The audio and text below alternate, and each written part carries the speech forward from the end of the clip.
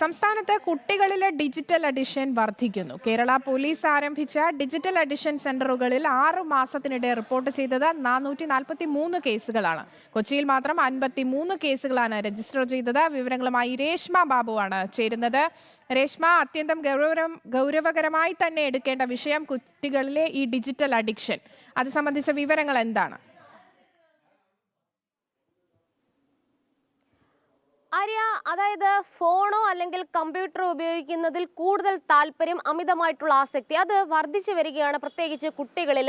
മുതിർന്നവരടക്കം ഈ മൊബൈൽ സ്ക്രീനിന് മുന്നിൽ തന്നെ ആയതോടുകൂടിയാണ് ഈ ഡിജിറ്റൽ അഡിക്ഷനുമായി ബന്ധപ്പെട്ട് കൂടുതൽ മാനസിക പിരിമുറുക്കങ്ങളും ഉറക്കക്കുറവ് ഉൾപ്പെടെയുള്ള പ്രശ്നങ്ങളും ഉണ്ടായിക്കൊണ്ടിരിക്കുന്നത്. അതിനിടെ കേരള പോലീസ് DDAD എന്ന ഡിജിറ്റൽ ഡി അഡിക്ഷൻ സെന്ററുകൾ ആരംഭിച്ചിരുന്നു.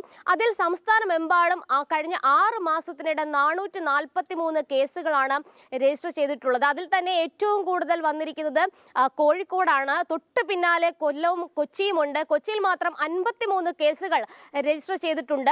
ഇതിൽ കുട്ടികളിൽ പ്രത്യേകിച്ച് ഈ ഒരു മൊബൈൽ ഗെയിമിങ്ങിന്റെ ഭാഗമായിട്ട് അല്ലെങ്കിൽ ഈ ഇന്റർനെറ്റ് ഉപയോഗിക്കുന്നതിലടക്കം വലിയ രീതിയിൽ അമിതമായിട്ടുള്ള താല്പര്യം ഉണ്ടാകുന്നുണ്ട്. അശ്ലീല വെബ്സൈറ്റുകൾ പോലും ഈ കുട്ടികൾ സന്ദർശിക്കുന്നുണ്ട്. ഇതിലാണ് ഒരു കൗൺസിലിംഗ് നടത്തിക്കൊണ്ട് സുരക്ഷിതമായിട്ട് എങ്ങനെ ഇന്റർനെറ്റ് ഉപയോഗം നടത്താം ഇതുൾപ്പെടെയുള്ള കാര്യങ്ങളാണ് ഈ DDAD എന്ന കേരള പോലീസ് ആരംഭിച്ച ഡിജിറ്റൽ ഡി അഡിക്ഷൻ സെന്ററുകളിൽ നടക്കുന്നത്.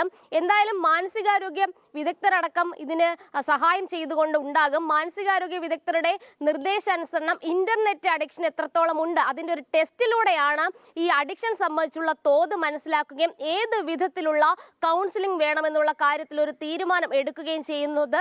എന്തായാലും പ്രായഭേദമന്യേ ഒരു മൊബൈലിനോടും ഇന്റർനെറ്റിനോടും വലിയൊരു ആസക്തി എല്ലാവർക്കും ഉണ്ട്. അതിൽ കുട്ടികളിൽ പ്രത്യേകിച്ച് അതൊരു മാനസികമായിട്ടുള്ള ചില വിഷയങ്ങളിലേക്ക്, ആരോഗ്യ പ്രശ്നങ്ങളിലേക്ക് കടക്കുന്നുണ്ട്. അതിന്റെ അടിസ്ഥാനത്തിലാണ് കേരള പോലീസ് ഈ DDAD എന്നുള്ള പറയുന്ന സ്ഥാപനം അല്ലെങ്കിൽ അത്തരമൊരു സംരംഭത്തിലേക്ക് കടന്നത്. എന്തായാലും ഈ കൗൺസിലിംഗിലൂടെ ഇന്റർനെറ്റ് സുരക്ഷിതമായിട്ട് ഉപയോഗിക്കാൻ പറ്റുന്ന രീതിയിലേക്ക് മാർഗങ്ങൾ പറഞ്ഞു കൊടുക്കുകയാണ് ഇത്തരം ഡിജിറ്റൽ ഡി അഡിക്ഷൻ സെന്ററുകൾ. വ്യക്തമാണ്, സംസ്ഥാനത്ത് കുട്ടികളിലെ ഡിജിറ്റൽ അഡിക്ഷൻ വർദ്ധിക്കുന്നു എന്നുള്ള വാർത്തയാണ് വരുന്നത്. കേരള പോലീസ് ആരംഭിച്ച ഡിജിറ്റൽ അഡിക്ഷൻ സെന്ററുകളിൽ 6 മാസത്തിനിടെ 443 കേസുകളാണ് റിപ്പോർട്ട് ചെയ്തത്. രേഷ്മ ബാബുവാണ് കൊച്ചിയിൽ നിന്നും വിവരങ്ങൾ നൽകിയത്.